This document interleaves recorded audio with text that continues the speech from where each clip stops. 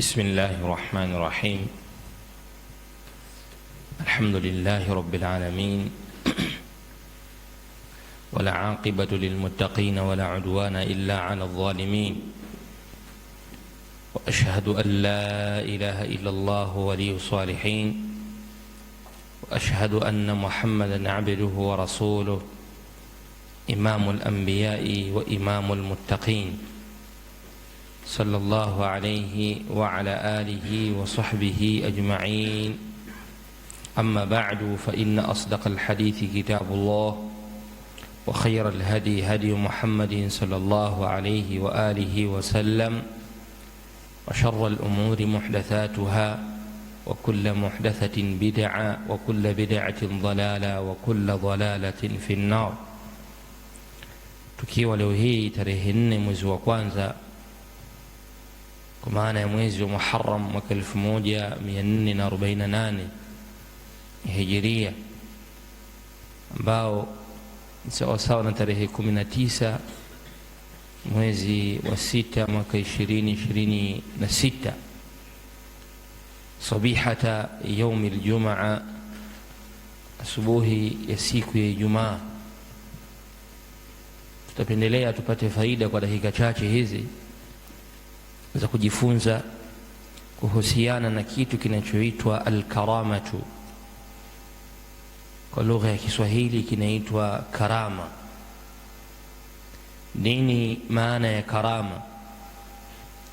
Maneno haya yamekuwa yakijirejea na kusikika katika midomo ya walinganizi mbalimbali, imma watakuwa wa ahli sunna na imma watakuwa wengineo, wakitamka neno karama. Neno karama, taarifuha hiya amrun khariqun lil'adati, ni jambo ambalo liko nje ya mazoea. Ni jambo ambalo liko nje ya mazoea. Yujrihi Allahu ala yadi abdin min ibadihi salihin, analipitisha Allah subhana kwenye mkono wa mja miongoni mwa waja wake waliokuwa wema. Jambo ambalo liko nje ya mazoea ambayo watu wameyazoea. Na jambo hili yujirihi Allahu, Allah ndiye ambaye anayelipitisha, sio maamuzi ya mja. Hapana, yujirihi Allahu ala yadi, hulipitisha Allah subhana kwenye mkono, kulipitisha Allah kwa mja min ibadihi salihin, katika waja wake waliokuwa wema. Hii ndio maana ya karama, na hukumu yake karama indana ni thabitun bilkitabi wa sunnati wal ijma'. Limethibiti jambo hili kwenye Qur'ani, sunna na ijma'.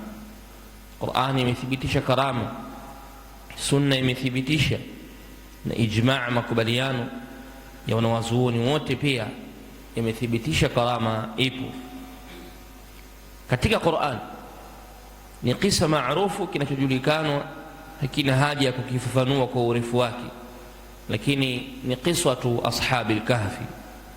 Ni kisa cha watu wa pangoni ambao Allah subhanahu wa ta'ala aliwalaza katika pango takriban miaka 300, na kuna miaka 309, wazdadu 9, walilala ndani ya ile pango.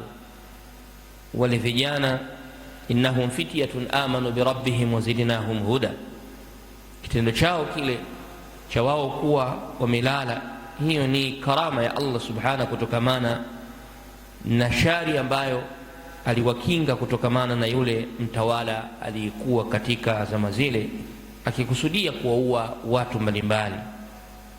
Huu ni ushahidi wa kwanza unaothibitisha karama. Allah akawapa usingizi.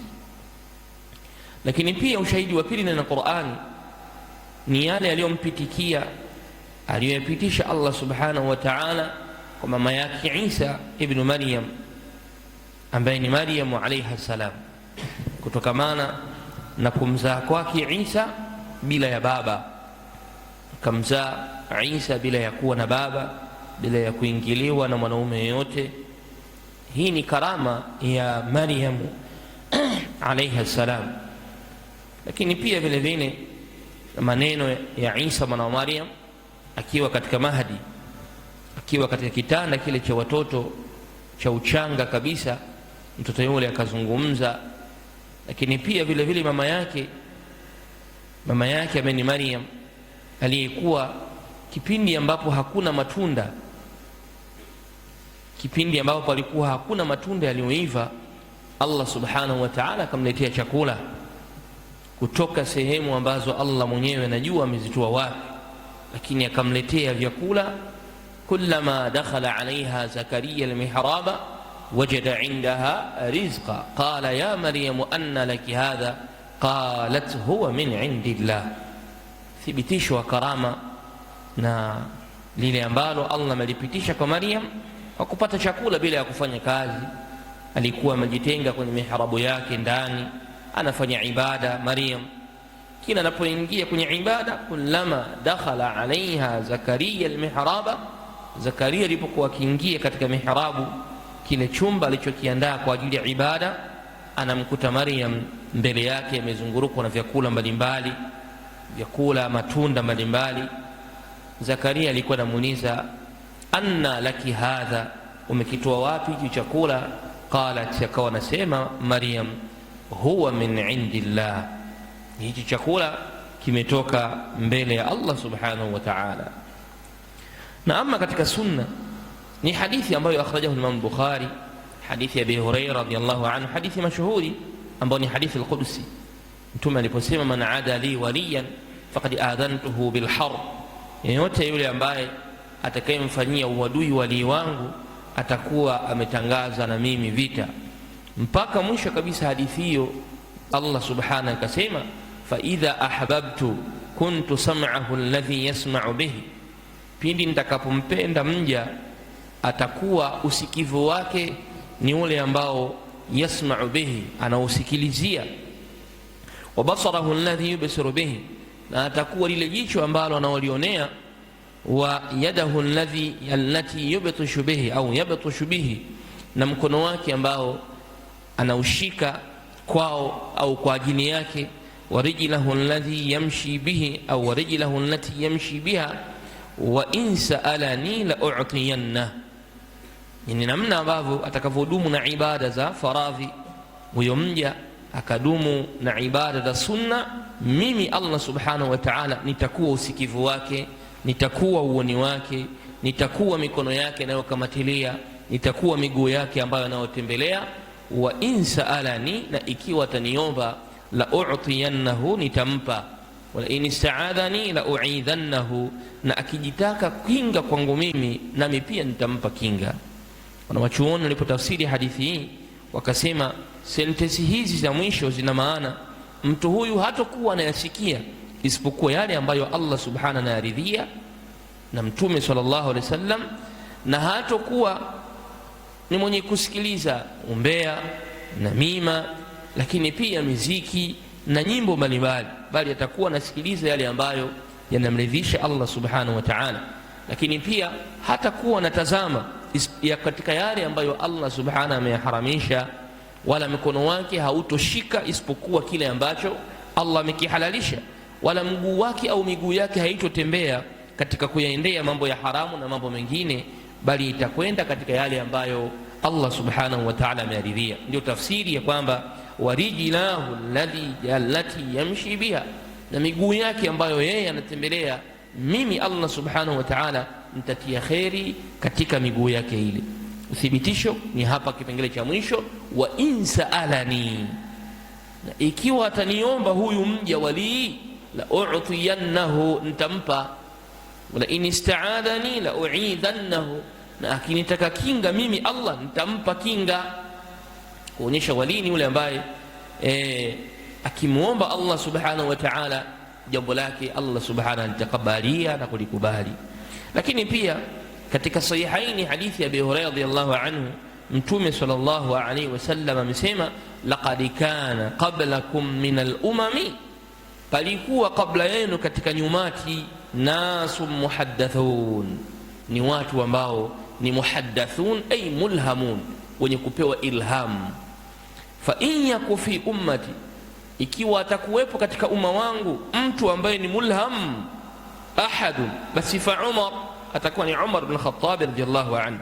Mulham ni mtu ambaye anazungumza maneno kwa lengo la kutaka nasaha au kwa lengo la kutaka kutengeneza, kisha baada ya muda inateremka aya inamsapoti kwenye kila alichokisema. Kama vile Umar ibn Khattab radhiyallahu anhu hakuwa anawapenda kuwaona wake wa mtume wanakwenda kukidhi haja sehemu za kujificha, wanaonekana na baadhi ya watu au wanaonekana tu wale pale.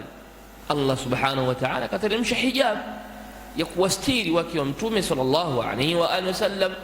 Lakini pia Umar ibn Khattab alitamani lau ingeteremka aya ya kuharamisha pombe itlaqan, moja kwa moja alitamani hilo, na alilizungumza yale maneno aliyosema, ikaja kweli baada ya muda ikateremka aya ikaharamisha pombe. Kwa hiyo huyo anaitwa mulhamun. Ndio maana mtume anasema laqad kana qablakum min al-umami, palikuwa kabla yenu katika nyumati nasun muhaddathun, watu ambao walikuwa ni muhaddathun, maana yake ni mulhamun, ni watu waliopewa ilham, ujulisho fulani, akisema tu basi jambo lake baadaye linakuwa. Fa in yaku fi ummati, akiwepo katika umma wangu ahadun, yoyote yule, basi atakuwa ni fa Umar. Hizi ni hadithi mbili na zinginezo ambazo tumeziacha zinazothibitisha ya kwamba katika umma huu pia katika dini yetu hii kuna karama. Kuna watu wameruzukiwa karama, anazungumza jambo ambalo liko nje kabisa mazoea, analifanya jambo liko nje, ima aya inateremka inamsapoti hilo jambo, au mtume sallallahu alaihi wasallam analifanya hilo jambo. Mtu huyu anaitwa mulhamun, mtu huyu anaitwa mulhamun, na hii ni karama wake kuwa ni mtu ana uwezo huo, pamoja na kwamba yujirihi Allahu ala yadi abdin min ibadihi salihin, ni yeye Allah ndiye ambaye analipitisha kwa mja wake miongoni mwa waja wake waliokuwa wema. Ama ijma,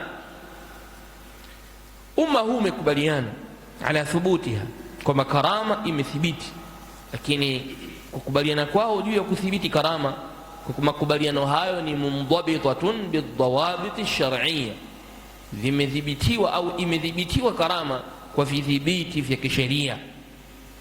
Mmoja ya vidhibiti vya kisheria, qala al-Imam al-Qurtubi rahimahullah ta'ala. Al-Imam al-Qurtubi na wengineo watakuja kuona kwa nini moja ya dhawabiti tutaiona hapa, lakini miongoni mwa imamu waliothibitisha karama ni al-Imam al-Qurtubi. Anasema karamatul awliya thabitatun ala ma dallat alayhi al-akhbar athabita, karama za mawalii, watu wema na watu vipenzi vya Allah, karama zao zimethibiti kwa kile ambacho kimejulishwa na habari, maana Qur'an na sunna athabita au Qur'an, wal ayatu almutawatira, na kilichothibitishwa na aya ambazo, wal ayat almutawatira, zilizokuwa nyingi zinathibitisha hilo. Kisha akasema wala yunkiruha illa mubtadi'un jahidun, hatoipinga karama isipokuwa mzushi mpingaji. Ameyasema haya kwenye al-Jami' al-Ahkam al-Quran mjaladi wa 11 ukurasa wa 28, ukurasa wa 28, anasema hakuna atakayepinga karama isipokuwa atakuwa ni mubtadi'un tena jahidun. Kwa sisi ahli sunna hatupingi karama aslan. Lakini pia Abil Isa al-Hanafi kwenye sharh at-Tahawiyya pia amesema wa qawlul mu'tazilati fi inkari al-karamati dhahirul butlan au dhahirul butlan, na kauli ya kikundi kinachoitwa Mu'tazila kilichokuja kuipinga karama, kauli yao iko wazi kabisa katika hali ya ubatili, ni kauli batili kabisa kiuwazi. Kwa katika makundi ya duniani ambayo yaliyopinga karama, Abil Izz al-Hanafi anasema ni al-Mu'tazila, na kauli yao kasema ni kauli ambayo iko wazi, ni kauli ya batili. Kidhibiti kinachodhibitiwa kwenye karama ni kitu gani? Kidhibiti ni kimoja ambacho wanakitaja sana maulama, nayo ni al-istiqama ala amri din. Mtu yoyote ambaye atakayekuwa na karama ni lazima awe ni mustaqimun ala din au ala amri din, ana istiqama, amesimama imara na sawasawa katika jambo la dini na kuifuata sunna ya sayyidul mursalin sallallahu alayhi wa alihi wa sallam, kama walivyosema kwamba akbaru karamatin hiya al-istiqamatu, kubwa ya karama ni kuwa na msimamo. karama kubwa sana mno ni al-istiqama, kuwa na msimamo, kusimama imara katika dini. Amesema Abu Ali al-Jawzijani, anasema rahimahullahu ta'ala, kun taliban lil-istiqamati la taliban lil-karamati, kuwa ni mtu mwenye kutafuta msimamo, kusimama imara katika dini, usiwe ni mtu wa kutafuta karama. Kun taliban lil-istiqamati la taliba lil-karamati, kuwa ni mtu unasimamia, kuwa ni mtu unayetafuta nini? Msimamo, ni kufuata sunna. Pambana na hili, mtii Mola wako kwenye maamrisho yake, jiweke mbali na makatazo. Hadithi zinakataza musafaha baina mwanaume kumswafihi mwanamke ambaye si maharamu wake, jiepushe na hayo. Mchanganyiko baina wanaume na wanawake, acha. Vile vitu vinavyokudhuru, acha. Kun taliban lil-istiqamati la taliba lil-karama, usiwe ni mwenye kutafuta karama. Na kuthibitisha kwamba hichi kidhibiti, hata masufi wenyewe baadhi yao wanakitaja kwenye kitabu cha At-Tabaqat, Waddi Dhaifullah. Anasema Sheikh Abul Hasan al-Shadhili, anasema katika mashaikh wa Kishadhili, anasema karamatuna al-istiqama, karama zetu sisi, mtu kuwa na karama kwetu sisi ni yule aliyekuwa na msimamo katika dini. Wastiqamatu wahidatun, na msimamo mmoja kuwa umesimama imara, khairun min alfi karamatin, ni bora kuliko karama 1000. Ukurasa wa 271 nathibitisha ya kwamba karama hata inda sufia wao wenyewe baadhi yao wanathibitisha karama ni mtu kuwa na istiqama. Haiwezekani ukawa wewe unasema una karama lakini baadhi ya matendo unayoyafanya tukhalifu sharia, halafu wewe tena unasema una karama lakini unayafanya matendo ambayo yanamuudhi Mola wako subhanahu wa ta'ala. Tasahulun fi din, tasahulu fi salawat, mchanganyiko baina yako na wanawake ni mwingi. Mambo ya sihiri unayataamal, mambo ya uchawi unashirikiana nayo, mambo ya uganga usiokuwa kisheria, uganga wa hovi unaochanganyikana na mashayatini unakwenda kuufanya, alafu unatafuta karama. Kalla, karamatuna al-istiqama. Anasema Shadhili huyu, karama yetu sisi ni mtu kuwa na istiqama. Na ndiyo maana ilipotajwa kwa al-Imam Shafi'i rahimahullahu ta'ala kaulu ya al-Layth ibn Sa'di, kwamba al-Imam Shafi'i alielezea kauli ya al-Layth ibn Sa'di. Al-Layth ibn Sa'di nasema, al-Layth ibn Sa'di rahimahullahu ta'ala wa al-Imam Shafi'i rahimahumullah ni jabali la ilmu kubwa sana. Ndio maana hapa nasema ya kwamba al-Layth ibn Sa'di, lau Allah subhanahu wa ta'ala angemruzuku talabatu ilmi, wanafunzi wakaichukua ilmu kutoka kwake, angelikuwa na yeye na madhehebu kama walivyokuwa Imam Shafi na madhehebu na wafuasi, Imam Maliki madhehebu na wafuasi, Shafi'i walhanbali Imam Ahmadi walhanafi walimamu Abu Hanifa. Lakini Allah hakumruzuku wanafunzi ambao walikuja kuchota kwake ilmu sana, ni watu wachache tu. Kwa al-Layth alikuwa na ilmu nyingi sana. Sasa alikuwa anasema hivi al-Layth ibn Sa'd Misri, idha ra'aytum ar-rajula, pindi mtakapomuona mtu, yamshi ala al-ma'i, anatembea juu ya maji, mkamuona mtu anasema ni wali kipenzi cha Allah lakini anafikia kiwango cha kutembea kwenye maji, fala tusaddiquhu, msimsadikishe, wala taghtarru bihi, na wala msihadaike na kughurika na yeye, hatta ta'ridhuhu au tu'ridhuhu ala kitabillah, mpaka mumdhihirishe, mumuonyeshe, mumuweke kwenye Qur'ani, kitabu cha Allah subhanahu wa ta'ala, kwamba haya anayoyatenda yamethibiti kwenye Qur'ani, yapo kwenye maneno ya Allah subhanahu wa ta'ala. Kumuona mtu anatembea juu ya maji, mtu namuona anatembea kwa miguu bila ya kuzama kwenye maji, al-Layth ibn Sa'd asema msimsadikishe wala msighurike na yeye. Qala Shafi, Imam Shafi akasema laqad qassara al-Laytha, amepunguza kabisa. Laqad qassara al-Layth, Layth ibn Sa'd kapunguza maneno, kayapunguza, amesema maneno mafupi sana. Lakini mimi nazidisha, nasema lau ra'aytumur rajula, lau mtamuona mtu, yamshi ala almai, anatembea juu ya maji, au yatiru fil hawa, au anapaa kwenye anga. Mtu anapaa kwenye anga, anasema anapaa, yeye anapaa. Fala tusaddiquhu, msimsadikishe. Wala taghtarru bih, na wala msighurike na yeye. Hatta tu'ridhuhu au ta'ridhuhu, mpaka mumuonyeshe, mumdhihirishe. Ala kitabillah, kwenye kitabu cha Allah. Kweli maneno ya Mola wetu yameturuhusu kwamba wali anaweza akaamua atembee juu ya maji? Kweli ni wali wa Allah anaweza akapaa juu ya anga? Anapaa tu, anapaa yeye. Kila mwaka ndege hapandi, tiketi hakati, visa hachukui, lakini tukienda Maka tunamkuta. Roketi ndio, roketi sio nani, tunakwenda sisi Maka tunamkuta, anarudi hapa, tukirudi tunamkuta pia yuko Tanzania. Wali wa Allah kweli anakuwa yuko hivi? Tumtazame kwenye Qur'ani, kweli maneno ya Mola wetu, zile awamiri wa nawahi anatekeleza kweli yule? Maamrisho ya Mola wetu na makatazo anatekeleza? Sunna ya Mtume sallallahu alaihi wasallam anaifanyia kazi kweli? Hebu tumtazame huko. Imam Shafi akamaliza akasema, fa inna ash-shaytana yatiru min al-mashriqi ila al-maghrib, sababu kanuni ilivyo, shetani ndiye anayepaa mashariki na magharibi.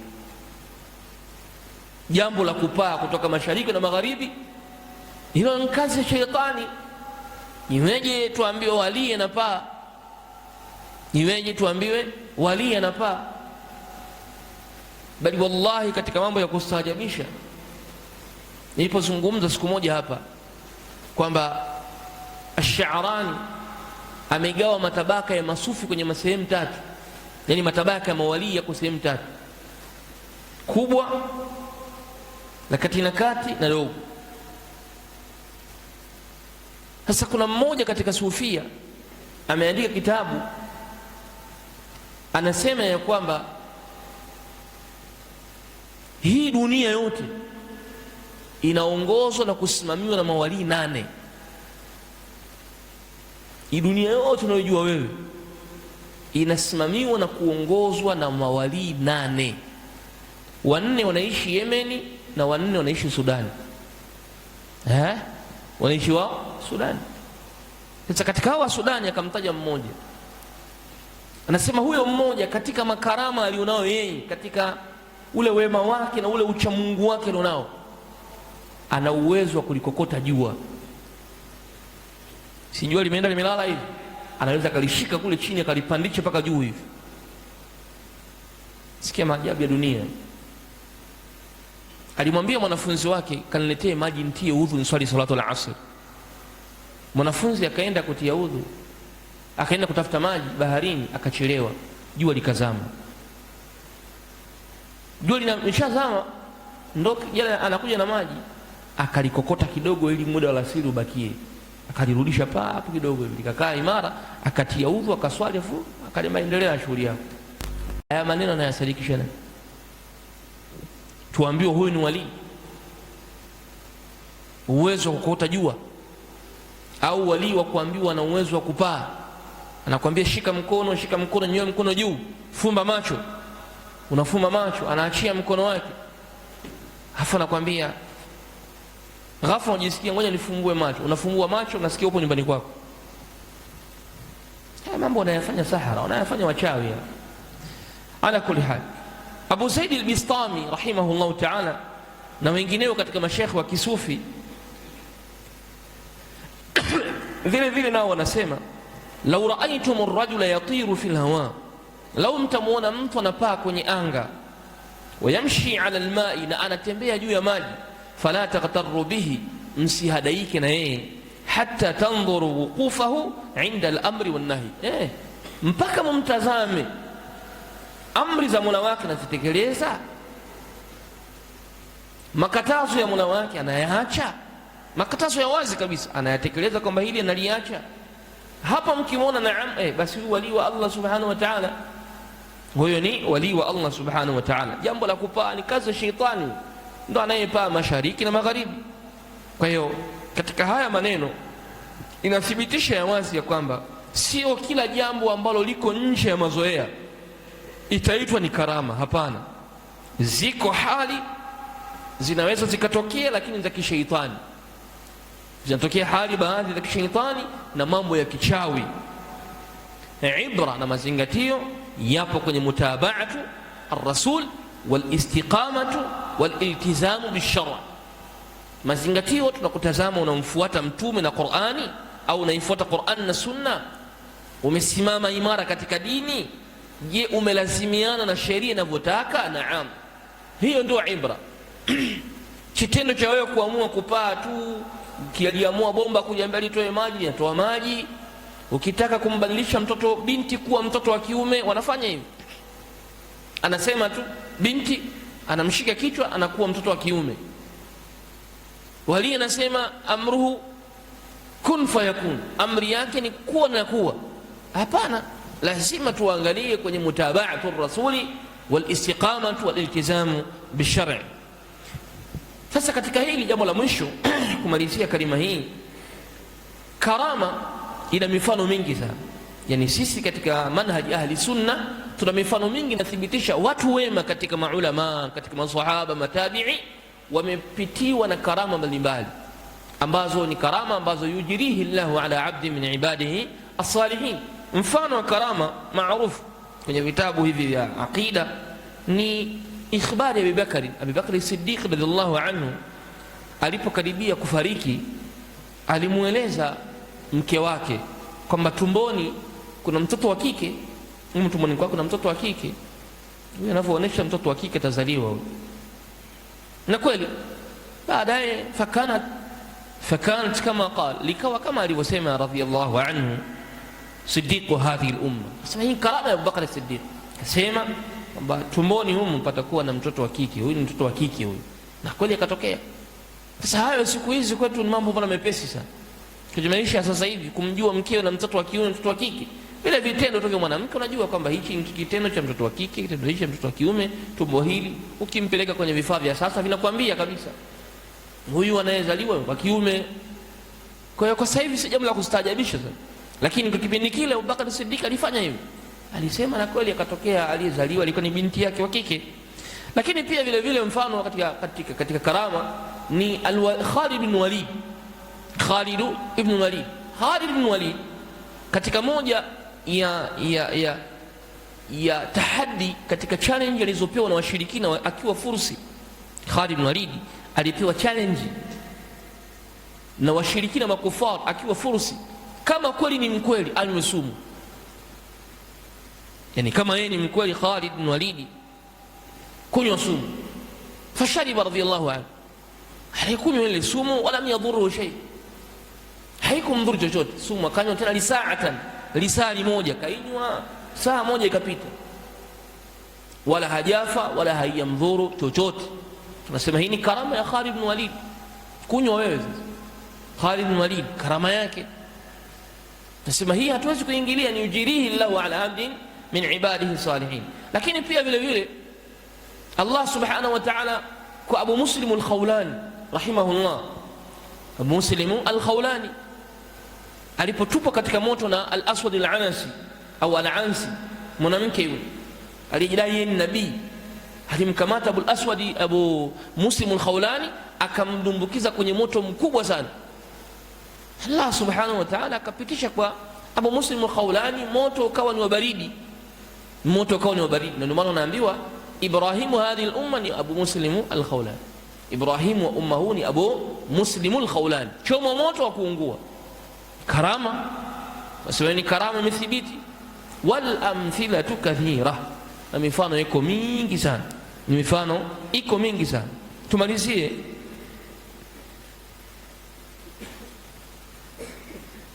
miongoni mwa karama. Ziko karama za mashayatini nyingi sana, hizo sasa sindo muda wake huwa sindo utaja, lakini nimeonyesha ya kwamba katika manhaji ya ahlisunna zipo karama ambazo zimethibiti.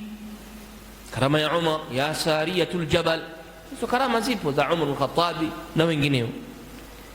Abdullah ibn Umar, malizia maneno yangu ya mwisho. Abdullah ibn Umar radhiyallahu anhu, indama qalu lahu, walimwambia Abdullah ibn Umar, inna al-Mukhtara ibn Abi Ubaid al-Thaqafi, kwamba Mukhtari ibn Abi Ubaid al-Thaqafi zama annahu yuha ilayhi, huyu Mukhtar ibn Abi Ubaid Thaqafi alidai kwamba yeye anateremshwa wahi, wa kana min ahadi dajajila, na alikuwa ni mmoja katika warongo, lakini anadai kwamba anateremshwa wahi. Tukimwangalia kwenye mizani ya Qur'an ni katika dajajila, warongo. Abdullah ibn Umar qala, akasema sadaqa, amesema kweli, ni kweli kabisa aliyofanya hayo ni kweli. Thumma tala qawla Allah ta'ala, kisha Abdullah ibn Umar akasoma kauli ya Allah, hal unabbiukum ala man tanazzalu shayatin tanazzalu ala kulli afakin athim. Yakamtosha hiyo aya. Je, mnaonaje ni kukhabarisheni juu ya watu ambao mashaitani huteremka juu yao? Mashaitani huteremka juu ya kila mrongo mno, tena muovu. Ni kweli kabisa, huyo ateremshwa wahi. Akamaliza akasema, fa ala qadri ifki almar'i wa ithmihi, kwa kile kiwango cha urongo wa mtu na madhambi yake, yuhi ilayhi awliyauhu min ash-shayatini, vipenzi vyake katika mashaitani humteremshia wahi. Vipenzi vyake katika mashaitani humteremshia wahi. Kwa hiyo Al-Mukhtar ibn Abi Ubaid Thaqafi ndiyo anateremshia wahi, lakini anamteremshia wahi nani? Mashaitani. Kwa hiyo kudai kwamba yeye anateremshia wahi na hali ya kuwa katika mapungufu aliyonayo ni katika madajjali na dajajila, haitoweza kuwa inamfanya yeye kuwa ni katika watu wema, bali huyo ni katika auliyau shaitan, ni katika mawali mashaitan. Hii sehemu ya kwanza. Kutokana na muda, hii sehemu ya kwanza. Tunajiona ya kwamba karama, sisi hatupingi karama, ahli sunna hatupingi, wala hatukwamba hatuelewi maana ya karama, tuelewa vizuri, na mifano iko wazi, na kanuni inatuthibitishia ya kwamba karama itampata mtu ambaye mustaqimun fi din, amesimama katika dini, fi amri din, wa mutaba'atuhu linnabii al-amin, na kwa kumfuata kwake mtume sallallahu alayhi wa alihi wasallam. Lakini cha pili pia tunaamini ya kwamba karama ni amrun al-khariqun yujrihi Allah, Allah ndiye anayelipitisha ili jambo, ala yadin min abdin min ibadihi salihin, kwenye mikono wa mja miongoni mwa waja wake Allah waliokuwa wema. Si matashi ya mtu, si matashi ya mtu. Na ikitokea hivyo kwa mtu, basi kuna namna imepelekea hivyo, kuna namna imepelekea hivyo ya kumfanya mtu aseme jambo fulani. Si maana ya kwamba anaamini kwa 100%, hapana, bali ile ni kibra, anasema ni ukubwa wa tawakkuli yake kwa Mola wake subhanahu wa ta'ala. Hawa tunawaona sisi na kusikia kwamba hawa mawali, tunakuja kuona kuna mapungufu katika vipengele vingi sana. Wali huyo anakoa, wali huyo namkuta anapiga madufu, wali huyo anaimba taarabu, wali huyo tena anaambiwa yeye anakaa na wakina mama kwenye makumbi, wanaanza kusoma kaswida. Wali gani? Wali wa namna gani?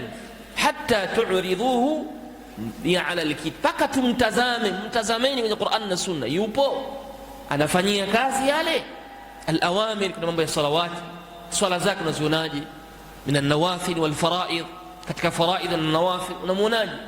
Siyam unamuonaje katika siyam? Naam, tukiona mashallah ala alkhair, basi nahsibuhu kadhalika wallahu hasibuhu, tunasema ili huenda akawa ni mtu wa khair. Lakini si kitendo cha mtu kupaa angani, cha kupaa angani na kutembea juu ya maji, mpaka tuhakikishe haya ambayo wameyataja maulama yapo. Kwa hiyo sehemu ya kwanza ya kuzungumzia karama, tutakuja kuzungumza au mifano ya karama zilizotajwa kwamba hizi ni karama ambazo si karama ambazo Allah kazipitisha, bali hizi ni mikono ya mashetani na uchawi, si kitu kingine. Ni uchawi unatumika hapa, na mashayatini wakichangia kwenye haya, ndio tunaona yanafanyika haya mambo ambayo yako nje ya mazoea. Mazingaombwe si hapa jamani, au mazingaombwe hamna? Kinawekwa kisu hapa, unamuona kabisa anakuja na nyundo, anashindilia kile kisu, alafu kinaingia kwenye mwili dumbwi, hakionekani na mtu yuko hai. Si mazingaombwe? Anawekewa mtu tumboni jiwe kubwa sana, wala halimdhuru chochote, anaingiza kisu katikati hapo, anakiingiza kisu mdomoni, anakwambia chukua jiwe gonga. Unagonga kwenye kisu kile, unakigonga, unaona kabisa kile kisu kinaingia mpaka ndani. Mazingaombo yapo haya. Kwa hiyo kuna mtu anawezekana pia akafanya hayo. Yuko mmoja katika wachawi washirikina waliokuwa wakisufi, mawalii wa zamani, ametubu, yupo kwenye mtandao nchini Sudan, ametubia, anaonyesha namna alivyokuwa anafanya matendo ya mbele za watu kama ni walii, ya kugeuza pesa. Unakuja kwake, unampa hela kidogo hivi na hivi, anakaigeuza yanakuwa marundo ya pesa. Unamletea sijui vijiwe gani vidogo vidogo hivi, anavishika tu hivi, mara vinageuka kuwa dhahabu, kipindi akiwa ni walii. Sasa alipotubia kaja kwenye manhaji ya Ahli Sunna, anaanza kuonyesha ni namna gani aligeuza pesa, aligeuza shilingi 500 mfano au 1000 zikawa 1050. Anaonyesha vile vijiwe namna gani vilikuwa vichangarawe vya kawaida, akavigeuza vikawa dhahabu. Anaonyesha kila kitendo, na anampa mtu ambaye, na wewe fanya hivi, fanya kwa njia hii, na akifanya vinatokea vile vile. Shawadha ni mazingaomo ya kichawi. Sasa mtu atakayefanya hivi kipindi kile alikuwa akifanya hivyo, kana waliya lillahi, alikuwa ni walii huyo, alikuwa ni walii kabisa, mcha Mungu tena na dini kweli kweli, watu wanamramba mikono. Lakini baadaye alipotubia kwa Allah, akaona huu ni urongo, najitiatia tu kujifanya mimi ni walii. Alipotubia kwa Mola wake, akabainisha ukweli. Kipo kipindi maalum kabisa nchini Sudani, anaonyesha matendo aliyokuwa anayafanya kipindi akiwa ni walii wa shaitani, kwamba yale yote yalikuwa ni kadhibun wa khurafat, yalikuwa ni uongo na ni khurafat. Kwa hiyo hata hawa tunaowaona sisi, pana namna ambayo watu wanaifanya ambayo sio katika mizani ya kisheria. Wallahu tabaraka wa taala a'lam, wa sallallahu ala nabina Muhammadin wa ala alihi wa sahbihi ajma'in, walhamdulillahi rabbil alamin.